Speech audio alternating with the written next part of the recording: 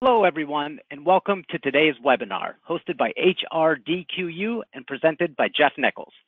My name is John, and I will moderate today's webinar, which will last approximately 1 hour. If you have any questions during the presentation, you can type them into the questions box at any time. We will answer questions as they come in live at the end of the presentation. Also, we have handouts that can be downloaded through GoToWebinar, which are located in the Handouts tab in your dashboard. Welcome, Jeff, and thank you for joining us today. Thank you, John. I have to tell you that I'm really very excited to be here because this has got to be my favorite training topic ever. I've been training trainers and presenters and facilitators for the better part of my work life, and I just enjoy it immensely. So I'm glad I have a chance to talk with people and talk about the skills of training and the art of training, which is where we personalize the techniques that we're going to talk about and make them happen in such a way that it plays to our strengths rather than trying to do it like Jeff Nichols does or somebody else does. So we won't be doing best practices because I'm not a big believer in those, because it suggests that they're the kinds of things that everybody can do anywhere in any situation. And that's just not true.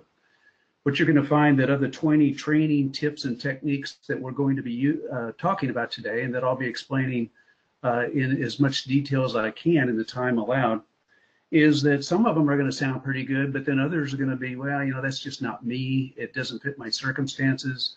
Or something like that, and that's just normal in training. So we're not going to go for best practices. We're going to go for best skills for you out of this. Now, at the end of the day, I think all trainers or people involved in training know that you only have 3 choices. You can choose to continue what you're doing, and that's probably working pretty well, or you wouldn't be on this webinar with us. But maybe you need to kind of juice it up and start doing a few things differently than you are, if for no other reason but to kind of re-energize yourself and re-energize your training. Or the last choice is there may be some things that we're doing that we've built some, I won't call them bad habits, but ineffective approaches that we're using that may not work as well as if we did them a different way. So as you know, it's what are you going to continue? What are you going to start, and what are you going to stop? Those are the real questions that you need to ask yourself as we go through, and certainly I'll bring them up again when we get to the end of the seminar. Now we're going to make this as participative as possible, and we'll start with that. Start doing that with a poll coming up here very shortly. Plus, you can ask questions going to the question box in your on your dashboard, and John will be kind of surveying them and seeing if we have time to go ahead and insert them into the presentation. And if not, then we'll try to get them at the very end when we have a Q&A session. And if we still can't get to them, then you have my guarantee that I will respond personally to every question that has been sent in that we didn't have a chance to address in the presentation. So let's get started, and we'll start with our first poll. Let's go ahead and, there we go. Poll 1, go ahead and take a look at this. It says, what percentage of all trainers, and I'm going to include speakers, anybody who stands on their feet and addresses a group, if you will. So trainers, speakers, perhaps even school teachers or preachers, the people that you've seen in your life. What percentage of them would you say are really very effective at conducting training or doing speaking? If you will, go ahead and select one that comes closest to your preference or your idea, and then we'll see what we got.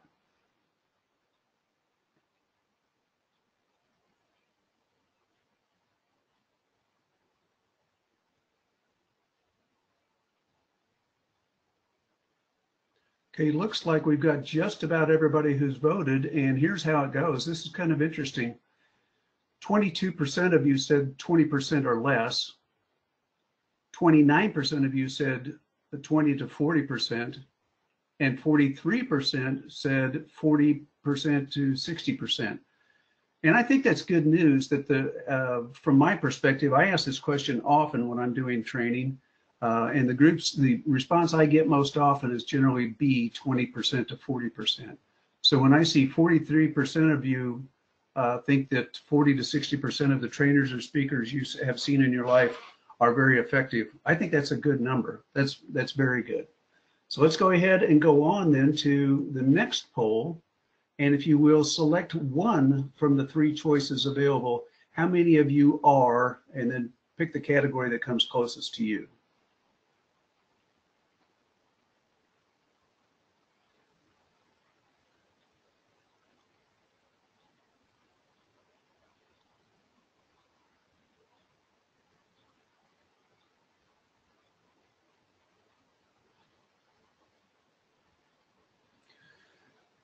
Well, it looks like we've got just about everybody in, and the way the vote is going is that A, full-time contract trainers are showing, we're showing about 6% of the people listening right now are consider themselves to be a part of Group A.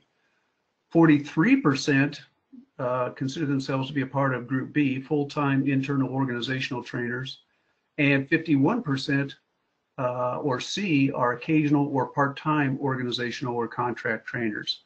So that's very interesting, and it helps me a lot because I've been in all 3 of these categories, and for the last 20 years or so have been a full-time contract trainer. But before that, I was an internal organizational trainer, and before that, I was involved in HR for about 10 years, and that involved occasional presentations, whether it was for insurance or whatever it might be. So this is quite interesting to me, and this will help me direct the presentation to folks who are either full-time or occasional internal trainers. Don't worry, those of you who are contract trainers, I won't leave you out, but most of my comments will be directed to the internal organizational people. Okay, thank you. One last poll then. Let's go to poll question 3. Which one of the following training situations applies most to you? I train mostly through. Pick one of those choices, please.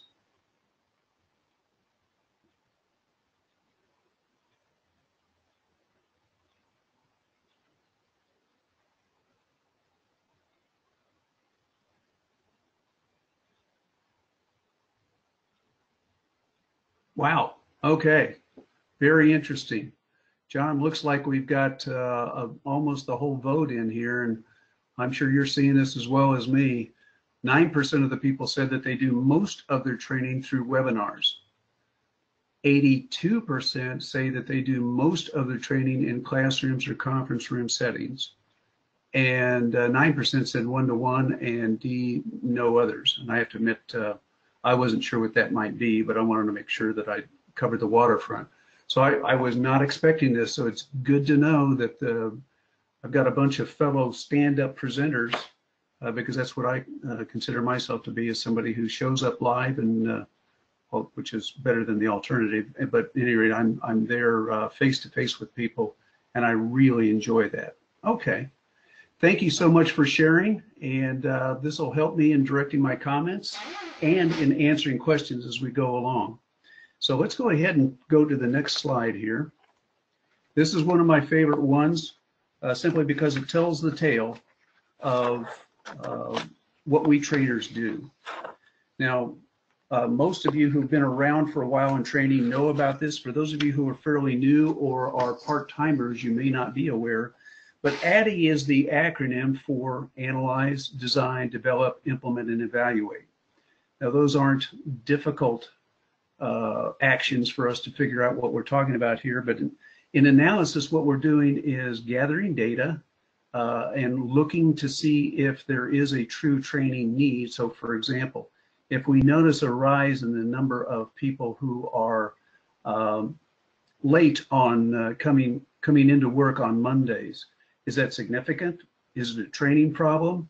Can it be remediated in any way through training? So that's what we're doing, is asking questions, gathering data, and then we put that into, let's say we identify that yes, it is a training issue and we need to come up with something. So we design the program by outlining the major issues associated with it. And this allows us to make sure that we are using good logic, good flow of content, and also that we are covering all the topics in the correct order. Then we develop, and that essentially means write. For those of you who are the writers, sometimes we trainers are training other people's materials, but it's helpful for us to have Addy as a kind of a backup so that we can ask questions like, why are we doing this? What are the results that we're looking for? How will we know that we're achieving them? Will there be any follow-up? These are all great training questions, and Addy kind of leads us into them. So we develop the training, we implement it, and we conduct the training, and finally we evaluate it. And the real question is, are we accomplishing the learning objectives that we set out to do back in the design and development of the training program? Now, Addy has been around probably much longer than and I've been around a long time. So it's not something that's new, but if you haven't heard of it before, now you've been reminded. And if you have, you can decide whether there's something here that maybe you haven't done over time. It's easy to get, what's the word, complacent. If you do a lot of training, you're kind of sometimes throwing things into your mill and then churning out handouts and conducting training with perhaps not as much Addy involved as you would otherwise. So perhaps this will help that way. Let's go ahead and take a look at the next part of what we're talking about is methodology. Now, we're beginning a process now, and I'm wondering if you'll be able to identify it. You won't be able to now, but here by the end of the session, I'll ask you if you can think of what I'm trying to do. But here are some effective training methods. Again, not best practices. Now, some people are wonderful lecturers. They're great at varying their voice. They're great at giving examples. They help us, well, they just have some type of ability to get us to really want to listen to what they have to say. Even if it's over an hour or 4 hours, we can sit and listen to their lecture all day long just because. I'm not that one. I'm somebody who can lecture for a short time, but I have to get people involved. And by short time, I mean, I think an hour is just about the length that anybody can lecture and still retain audience attention. So it's lucky that we're in an hour webinar. But large group discussion, where basically we're throwing out questions, so what do you think about this? How would we handle that? What if this happened? And think back to a time. Those are all opening phrases for some really good group discussions. And don't worry, I'm going to bring them up again. And then small group activities, which is the heart of a lot of training. And I think it's the closest we can come in many ways to application, which is something that, all the lecture, all the discussion, all the activities in the world are great. But until we actually have some kind of application exercises, whether it's individual, small group, or otherwise, it doesn't give people a chance to actually use the information. So it's a little bit like handing a book on somebody on how to swim who doesn't know how to swim. They can read it, they can memorize it, but if they've never gotten in the pool, it's a whole different experience. So application is absolutely crucial. So we're going to be looking at more of these training methods as we go along, but let's go ahead and let's see here. Take a look at the media that we have available to us. There's actually a couple of pages of this, and again, these are many things that I'm reminding you of, and for some of you they'll be new, but by far and away, the one source of, or the one media that's used most by a significant percentage is PowerPoint. Now that's not a shock to you, but it's something that I think it's a mixed gift, meaning that PowerPoint is great right up until people start doing things like reading the bullet points one by one and then explaining them. I'd rather that you look at them and then we can talk about them to the extent that it makes sense. And in this setting, it won't make sense for us to talk because it's too, the webinar setting doesn't allow that very much, except through chat and through questions. Flip charts come next in terms of, and I'm not saying priority or preference or effectiveness. I'm saying that these are the order that they're in. They're just the ones, frankly, that I thought of most. But PowerPoint always comes to mind first. Flip charts, a lot of people refer to it as old school. I like, to me, I use a lot of flip charts in conjunction with a PowerPoint, and I'll mention how I do that as we go along. But I think PowerPoint and flip charts really help you a lot. And there's always one question you have to ask yourself: what if the PowerPoint breaks? What do I do then? I mean, what if I can't, it just blots out on me? We have a little surge in power and everything goes to the heck in a handbag. What do I do then? Well, I'm going to give you an answer in a second. Well, I'll give it to you right now. It's all on you. We want to have as many techniques as possible and other backup kinds of efficacies or things that we can use so that we are not stymied because we have no PowerPoint slide to read.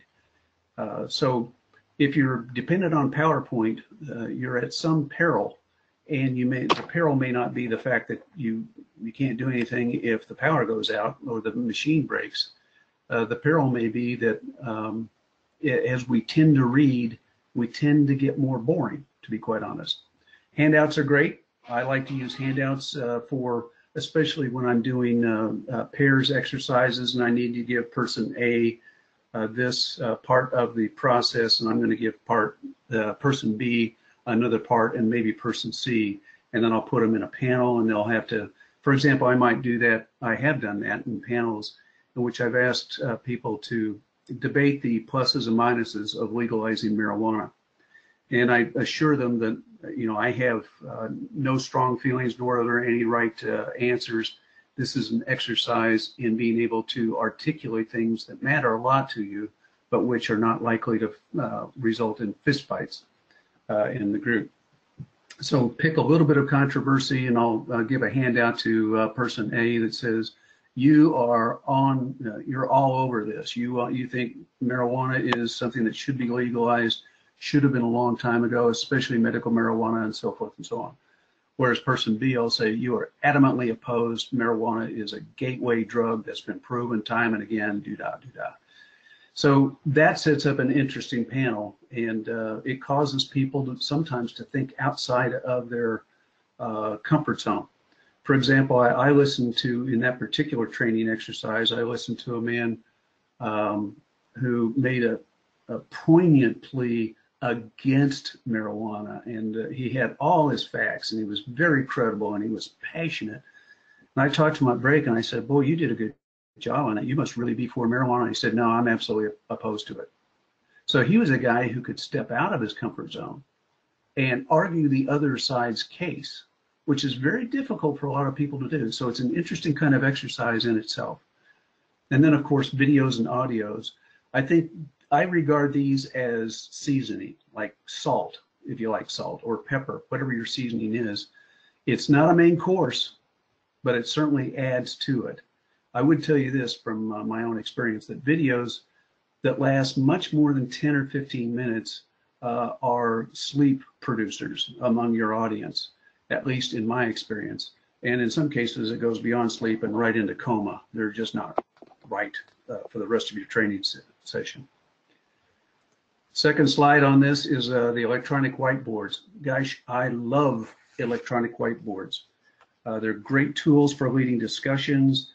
They also give you the ability to record the information written on the board, and then we can convert that into a copy for handouts, 8.5 by 11 copy for handouts, and this is technology that's not new. It's been around for quite some time, probably at least 20 years, but it's expensive.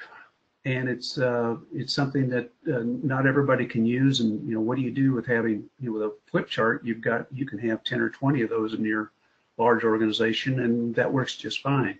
You can't have 10 or 20 electronic whiteboards, if nothing else, for expense. Plus, they're not always as good about capturing the writing on the board as we would hope they would. Virtual meeting technology we're using right now, GoToMeeting, Skype, WebEx. There's there's a bunch of them now, which I was kind of astonished to find out. I thought it was just basically between the two, GoToMeeting and WebEx, but there's a lot more people who can use, who have offerings and applications. One also media is what I call a prop. We're going to talk about this later, but if let's say that you're trying to train a technical class and it's some kind of technical thing that has to do with the carburetor or the fuel injector of a turbocharged engine, it's a lot easier if you have an example in hand that you can pass around and you can point to rather than just using a diagram. And then finally, as always, the best training media you have is you, because of something I call IV, and that involves involvement, variety, enthusiasm, and examples. So let's just go ahead and take a look at this. Let me remain quiet, ask you to read through these, and then we'll discuss it, or at least I'll present about it in just a moment.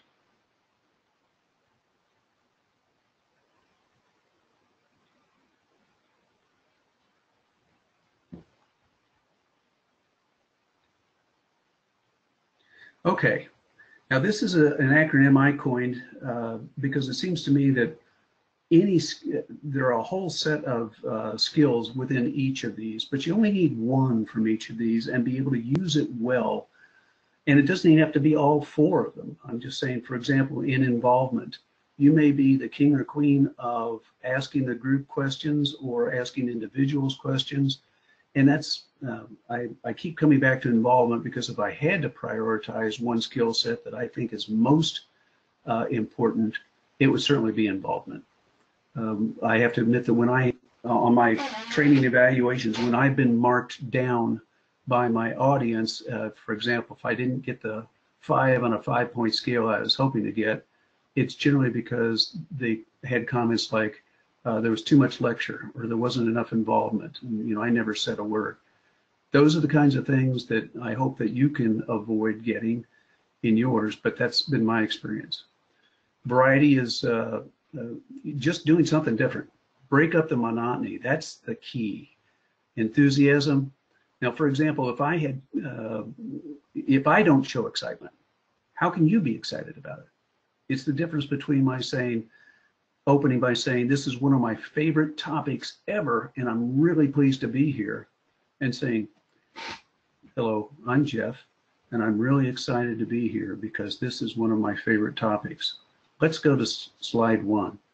Now, obviously I'm exaggerating just a little bit, but I think we've all seen speakers like this, and they're not bad people. They're not trying to be bad. In some cases, they're terrified, and they're trying to make sure that they don't shut down or forget something along the way. So I'm not putting them down. I'm simply saying that if you want enthusiasm, we've got to model it. So let's take a look at what each one means. I said that these were, each one had a skill set associated with them. So if we take a look at involvement, we've seen these before, haven't we? Ask questions. I think that's probably the #1 thing that I do, but also directed tasks. Now, if you don't know what a directed task is, it's something like thinking about, tell the group, I'd like for you to write down the number that comes to mind most quickly between 1 and 50. And then perhaps having some kind of exercise where you say, okay, the number that came up most often was in the 30s, and out of that, 32 seemed to be the best one. Let's turn to page 32 in the workbook. Okay, so what's the point? It was just an involvement device, but it was fun. And I told them what to do, and they did it. So that's, you know, as trainers, we have enormous power that way, in that we can tell our audiences what we want them to do, and they will do it because they trust us. You know, Lord help us if we embarrass them, or if it seems really silly beyond belief, because we lose that trust. Visualizations are wonderful. They start out with phrases like, think back to a time, or let's see, imagine what you would do in this situation. What if we were to blank, blank, blank? So what we're doing is getting people to think in terms of pictures. And sometimes we can do it this way. How about this kind of a story? We'll combine a couple of techniques here, storytelling and visualization. And that is, imagine, if you will, that you've been invited to a wedding. You had to drive about 6 hours to get there. And when you got there, you found out it was in a country church that holds about 50 people, but 100 people have been invited, and they're all there. So everybody packs into this, and all of a sudden, it gets dark outside. The clouds roll in, and you can start to hear thunder, and you've got all these people squeezed together. You can smell the sweat, and it's getting darker and darker by the minute, and people are really getting upset.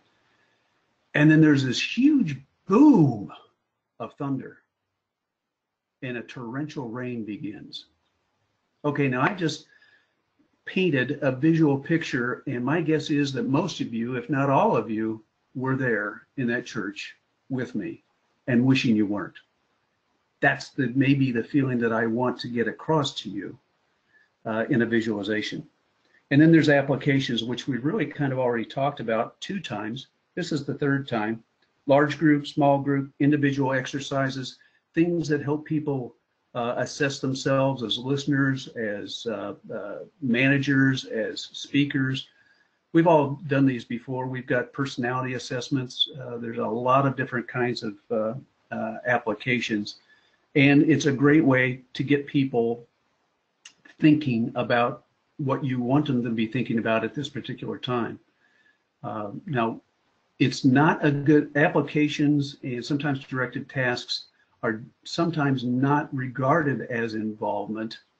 So we have to be clear when we give the task is, okay, let's get everybody together here on this, and let's do this, and then give a directed task so that they can see that they're a part of something that they're doing and that that's an involvement device. Okay, let's move on to variety. IV. Take a moment, please read these, and then we'll talk about them. Okay, you can change media. That means you may use video, you can use audio. You might even have, the media might be in some type of role play that you use. You can change your speech, and that becomes this whole thing about you being your best audio-visual aid. You know, if you're gesturing, if you're kind of telegraphing the feeling that you want them to have by your facial expressions, so that if you come up with a surprising fact, well, then have a surprising look on your face. If you come up with something that's really unpleasant, have a kind of a screwed up face where you're kind of frowning and unhappy looking. So what we do is, in effect, act out much of what we are trying to get across to them. And it's amazing how much better that they respond to and think that our presentations are more interesting and more attention getting. And that's really what I'm trying to do. If I can get your attention, then I can focus you on a particular issue and lay it out for you and let you make a choice. Do you want to change your media? Do you want to change your speech? Maybe you change your movement and you move from one side of the room or conference room to the other. You don't always have to be in front of the room. But don't do it with purpose. Don't pace, for crying out loud, or that puts you in the lower echelon of speakers, in my opinion, when I see pacing going on. It means they haven't got control of their nervousness, and they're hoping that people won't notice that they're playing with the cord of the microphone sometimes. Okay, let's keep moving here. Examples. Thank goodness, I thought I misspelled that there. Okay, so anecdotes, which are short stories. When I say short stories, I mean short. 3 minutes, 4 minutes, kind of like the church anecdote that I told you about with the thunder and all that. Simulations, really nothing more than role plays. It depends, though. If you are training on equipment, and to the extent that you can do it and keep it safe, get them on the equipment, in the equipment, any way you can, get them up close and personal with the equipment. Again, with safety as the primary directive there, if you will. Demonstrations, that can be you. Or it can maybe somebody who's really good at something that we're trying to train at the time, and we know this because we know that person. Ask somebody from the group to give a mini presentation. Be careful though, sometimes we get folks who want to be the presenter and are glad to have the opportunity to give just a short 60-minute demonstration. That's not what we're looking for. We're looking for a short 3-minute, 5-minute, 6-minute demonstration. And then artifacts, which are the same things as, I guess you could say, props. They are things that you can handle. They're things that people look at. So to the extent that we can, get people involved with specific examples. Enthusiasm. Now, I hope you can tell by my voice that I'm excited, because I really do love this stuff. And I've trained probably more than 150 professional trainers in my time over the years, which may be a low figure, I don't know. But it was personal one-on-one, and what I can tell you is that what I've told them time and again is if you're not enthusiastic, they won't be enthusiastic, and that'll show in their learning, and it'll show in your evaluation ratings as well. So how do we do it? Well, think about how I've been doing it. You know, if you could see me, you could see my hands flying around right now. You could also see the smile on my face. You can hear me, so you can tell that I've got a fair amount of energy that I'm injecting into this. I don't normally speak this way to people. You know, I don't speak this way to my wife or my son or anything like this. But when I'm training, I become a lot more animated because, well, I think it's more interesting. And then I'm going to choose words that are different so that I can, well, for example, let me put it this way. I might actually have, let's see, I'm trying to find, okay. I'll use words that are more highfalutin. They tend to be more attention-getting. They're what are called power words. And they're things like, we have a golden opportunity to capture the skills we need as trainers and seize control of our future. Now, of course, the power words there is golden, opportunity, capture, seize, control. These are words that resonate with people. Now, where do we find these words? Or words like this? There are 2 older books. I say older because I think they were published in the 90s, but I think you can still get them through Amazon. And they're simply titled Words That Sell, #1, and Words That Sell, #2. And meaning what we're doing here is selling a concept, and we can use the marketing expertise that other people have garnered to our advantage as trainers. So use your speech and use your words to capture people's attention and seize the opportunity if you can. Okay, humor. Now, humor is probably something that is, for me, it's the hardest thing to train at all. So I've kind of broken it down this way. For me, the best humor is what I call natural humor. It comes out of the comments of our audience members. They've got some great experiences, and if we just give them the opportunity to give us their humor, then we can use it later. For example, I remember doing, this goes back years and years. I remember a lady that was in one of my classes that I was doing. It was a public seminar. And we had a workbook which people filled in. And one of the questions said, this was for time management now, and it said, be sure to control your environment. As a matter of fact, keep a blank and use it. Okay, and so just for fun, I said, all right, write what you think goes in the blank. And most people got it. Keep a clock and use it. But this one particular lady had filled in with keep a gun and use it to help manage your time. Now, at the time, it was hilarious, but I wouldn't have gotten that had I not gotten if I had not given the opportunity for people to be able to give their input and give us their humor. I like natural humor. It's better than jokes. But it's not forced. It just seems to happen. I would say here, as it says, be brief, be clean, be relevant, and leave the sarcasm and the making fun and the puns to the stand-up comics. Trying to be clever has never really worked for me. So I never tell jokes because I tell them badly. I only give examples from like what I have already shared with you. So my advice to you when it comes to humor is be ready to play. Have a playful attitude going in to the training, and it will encourage people to be playful right back at you. So feel free to make fun of yourself if you make a mistake, and people understand that you're just like them and you make mistakes too. But also feel free to laugh and smile because it'll encourage them to do the same thing. At least that's what's worked for me. I'm not known as being a funny guy, but for some reason, I get a lot of comments on that in evaluations. And it just happens because I'm able to play along with the group. Okay,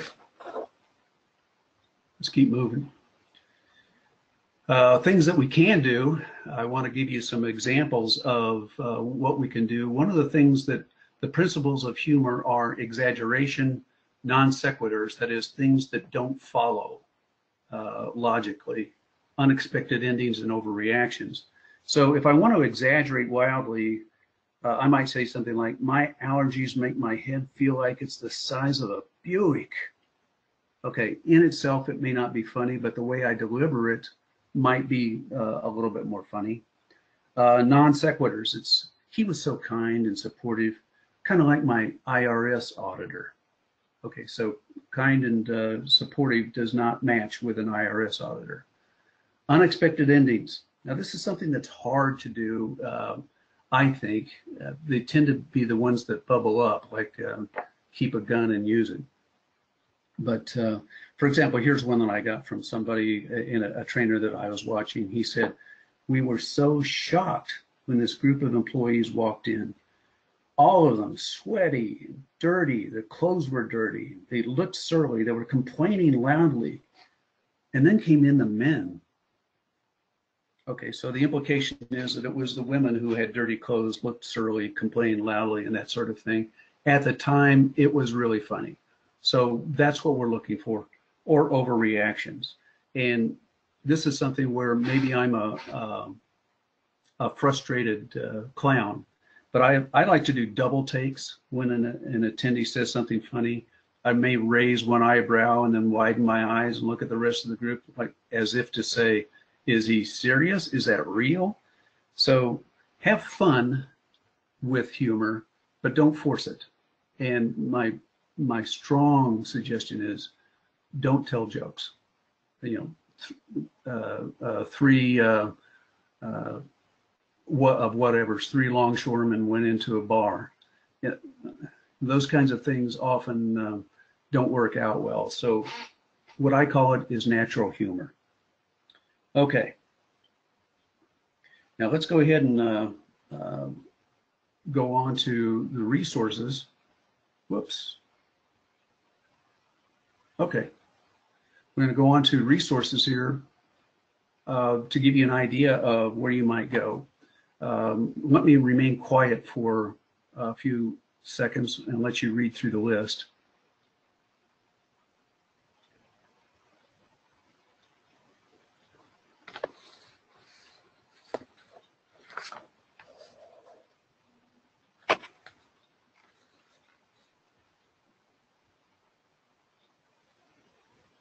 Okay. Now, what I can say here is that we have done something here that is another training technique, and I bet some of you have already picked it up, and the word is simply repetition. I've repeated some principles several times throughout this presentation in the hope that it'll be something that kind of catches your attention at some point. You know, one of the things that I have not repeated to you is this youtube.com. I wish I was getting paid for this, but I've referred people to this almost every presentation that I make that has to do with a topic where it would be relevant. and that is there is a something done by a man named Don McMillan on YouTube, and the title of it is Life After Death by PowerPoint. And what he does is use tremendous exaggeration about things that people do to make PowerPoint just awful. And in the process, it's a great instructive tool. So if you're doing training, or if you just want to have some fun and some giggles, and I mean, you'll probably be smiling very big, if not laughing out loud. But he's got several versions there when you go to YouTube, if you do. And the one that I think is funniest is 8 minutes and 30 seconds long. So I heartily encourage you to go see Don McMillan. Now, he is a stand-up comedian, but it's clear he's been in the corporate environment because he does a good job of making fun of the corporate environment. So that's where we are. Repetition is the key, and what I'd like for you to go away with here is the concept of Ivy. I have used Ivy as a great design and development piece. After I've done my analysis, in using the Addy model, analysis, design, development, and implementation, and then finally evaluation. When I'm designing and developing, I'm going to look for ways to use Ivy along the way.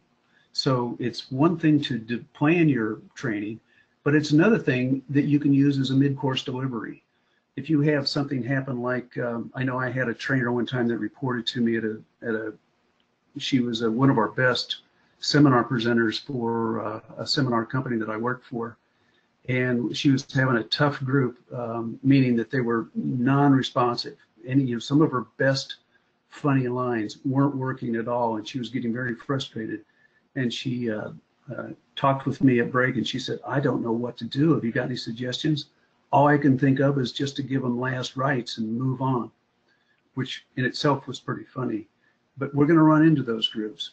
The thing about humor is that Ivy helps guide where we can use our humor. And, if you remember, involvement, variety, enthusiasm. And let's see, what was that last one? Gotcha. It's example, isn't it?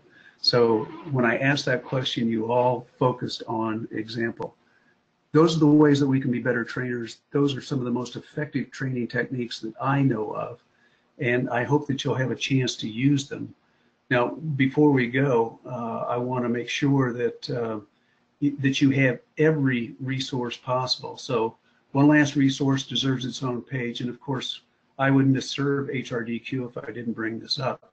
The HRDQ has got some wonderful materials, and this is a package of for Train the Trainer that I think anybody who is a part-time trainer, especially, and sometimes even the full-time trainers, this is a great way to get yourself out of your comfort zone. I know I spend too much time there myself, and it's fun to stretch yourself by doing things differently.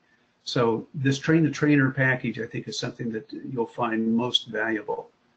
So we've kind of reached a point here where I have not a whole lot more to say other than Ivy is the best takeaway that I want you to take from here. Addy is second to that. And third, I guess I would say, is just be playful. Go into it saying, I'm going to have fun.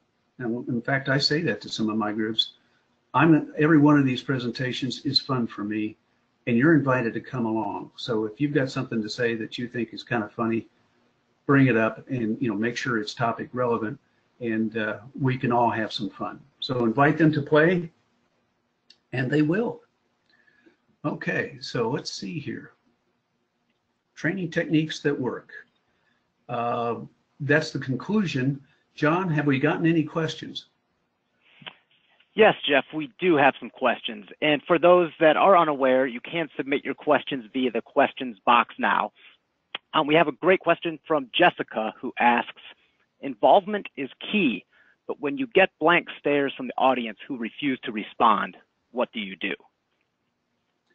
I think the first thing I do is put them into pairs and have them do some kind of directed task.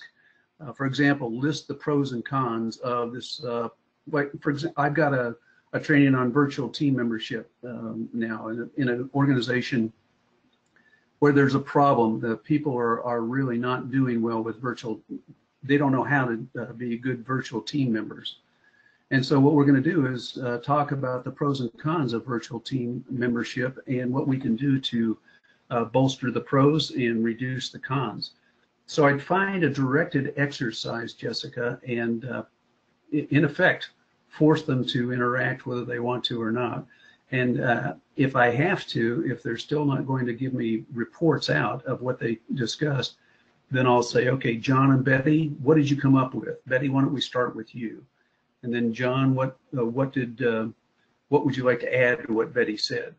So if I need to, I'll be very directive with groups that are low in response. Any other questions?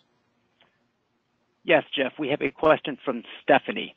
She asks, how can you conduct a training that needs to be technical oriented, meaning review on the features and troubleshooting of a software or report?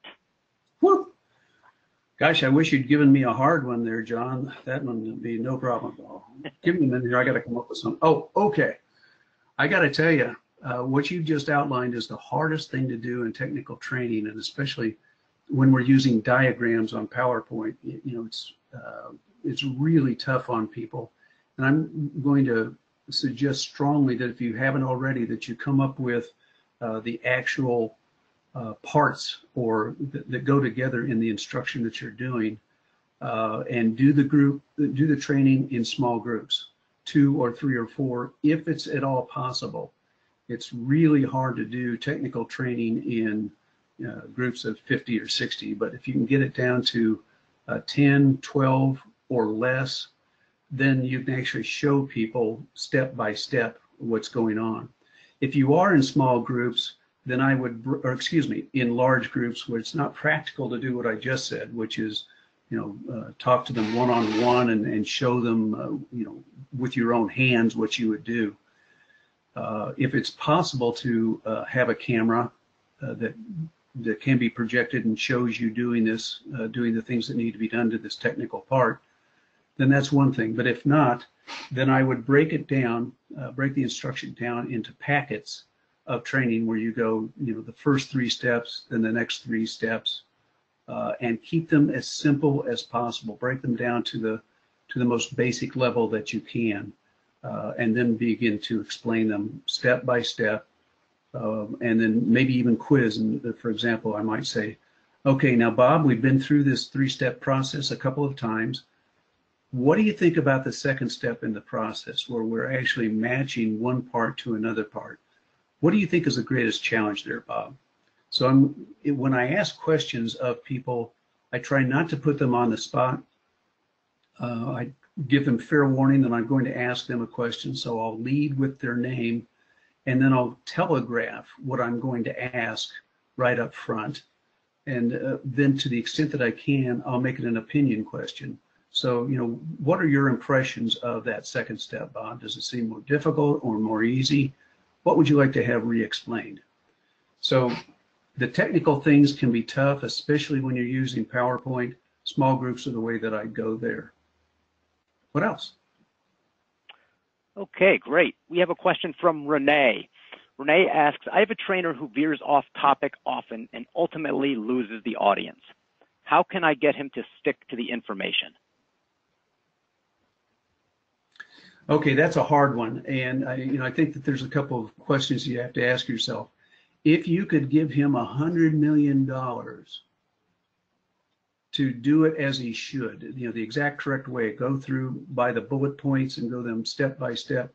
And he could do that for 2 weeks, and you give him $100 million, could he do it? The answer is probably yes, which means that it's not so much a training problem as it is an attitudinal problem or some other kind of problem. So there might be a certain amount of counseling that needs to be done, and holding accountable by being in this trainer's training. On the other hand, there may be other issues. I mean, I'm not trying to be funny here, but there may be some type of dyslexia. There might be some, heretofore undiagnosed autism on the scale. there might be some reason that you can probe for, but I have to admit I'm one of those trainers who will wander off course, but I always come back to it, to the main point, and I don't wander very far. So I hope that helps, Renee. That is hard to think of, but give them the basics in, here's what I need you to do, 1, 2, 3, and I'm going to be looking for it. So please give me them, keep your presentation down to those 3 steps. Great, thank you, Jeff. We do have another question from Perul. Some facilitators initiate the training and let the group take over. Is this effective? No. I think that it's the trainer's responsibility to maintain control. And I'm saying this with a bit of a hypocrisy, because I've had groups get out of control, especially on difficult topics, change management kinds of topics, and other kinds of things, in which there are high emotions associated with it. So I understand when that happens to people, and it's not like I've never had it happen. I've had it happen a number of times. However, I think it's important for the trainer, if necessary, to, I'm gifted from the standpoint that I can whistle real loud, and I'm not shy about doing it. I have a friend named Anna who's an excellent trainer, and what she'll do is grab a waste paper basket and bang it if she needs to get everybody's attention. But what we have to do is to interrupt the wildfire of out of controlness and maybe set the ground rules. That'd be the first thing I'd say anyway, is set the ground rules first for the group. And we're not going to have, we need to have civil discussion, and we also need to make sure that the other person understands our point before we move on to something else or get into more in depth. And as the trainer, I'll arbitrate any problems that might come up, and we may have to set a few of them off to the side and take them up after class. So if we serve notice, what's going to happen if we have a tough one? And sometimes we get surprised, but other times we know that we're likely dealing with people who like to talk. I found that lawyers are ones that do enjoy talking and arguing. I found engineers are hard to get to talk sometimes. So I guess what I do is set the ground rules, and then when they do it, I interrupt the process where the discussion is spinning out of control and take control, seize it back from the group. Great, we do have time for a couple more. Julene asks, how do you keep learners engaged when you have multiple skill levels in the same class? Beginner versus more expert, for example. Excellent question. Now, there are a couple of ways to do that, and in some cases we have that right now. We've got beginners, and we probably have some old hands, or just see if they can get reminded of something or review things they know, or maybe come up with a new idea here. So what I'm going to do is give in these kinds of situations, I'm going to acknowledge that we have a disparity between experience levels or knowledge levels simply on the basis of tenure or training or something like that. And I'm going to ask the experienced the experienced people in the room to help out by becoming a kind of a coach for some of the inexperienced people. And I might even go so far as to go ahead and put them in pairs or triads. I would keep them small so that if we have an experienced person, that they're not dealing with more than 1 or 2 people, so that when we say something that may be of a technical nature that goes beyond the experience level of some people, I'll say, okay, let's go into our pairs, or our coaching pairs or triads, and let me ask the coaches then to help out the trainees and or coachees, I should say. And then I'm going to want to report back from you as to what you talked about and what the advice was. Great. We do have a couple more minutes. Desiree asks, Jeff, how do you train on products in a retail setting when you do not have those products physically available, or people may have not tried these products on their own before? That's interesting. Okay. I think what we have to do, we may have to do some of the things that they themselves have not had time to do, or maybe did not take time to do. And that is to have some type of a bulleted or brief synopsis about the product that they can read in a manner of seconds. That's why I say bulleted, so that they're in a position to be able to say, well, this product is warranted for 5 years, which is the most in the industry. It also is stainless steel, which is not the rule, and so you want to make sure that when you buy this, that you get stainless steel, and blah blah blah down the bullets. I'd keep it to top 3 or 4 or 5 bullets, but if people have not experienced it, they really don't know what the product is, and they wouldn't know how to demonstrate it, then give them the words to say in bulletized form. Great. And we do have time for one more question. Laura asks, what suggestions do you have for politely shutting down someone who is dominating the discussion? That's an excellent question, and I run into that often, and I'm fairly comfortable with this. I'll just interrupt them. I'll just say, Jeff, thank you very much. We need to get other people involved here because you're carrying the load, man. Let's put some other people to work. So I'll try to make it fun and lighthearted in terms of not putting him or her down for talking too much, but actually kind of semi-blaming the group for not saying much. Now, there's another issue here, and that is that person might be that way at work too, where they kind of run over people, and just everybody acquiesces to them. So if that's the case, then I'm going to say, okay, Bob, thanks. I appreciate your input. Let's get some input from some other people.